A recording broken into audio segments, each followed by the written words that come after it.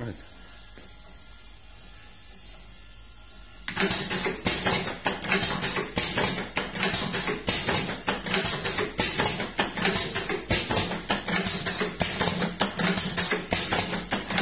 Turbosunu alalım.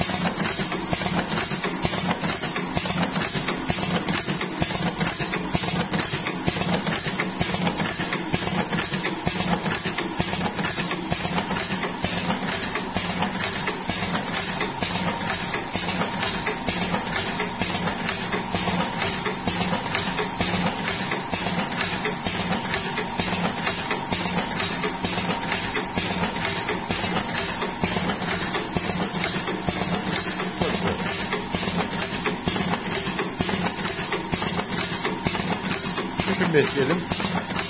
İkinci kartonu koyuver oraya. Durdurma makineyi.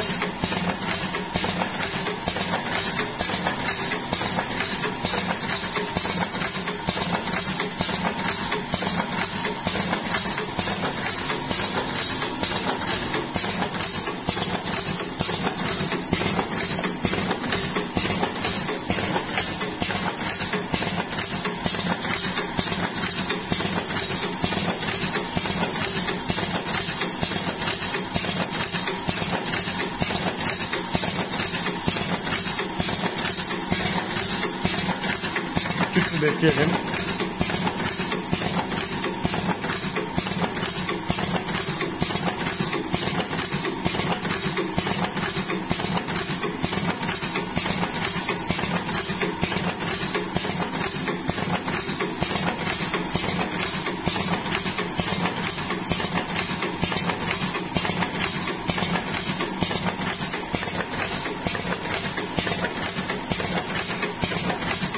Tütsü de.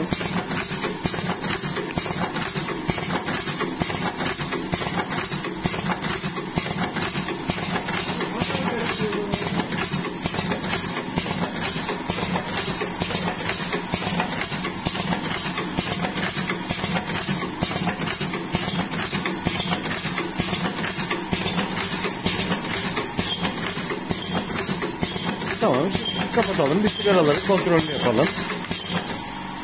Şimdi çok uzun fazla video olmasını istemiyorum.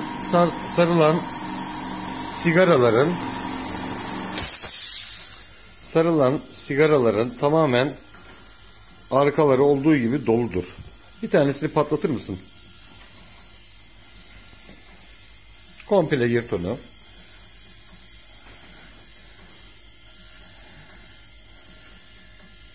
Evet.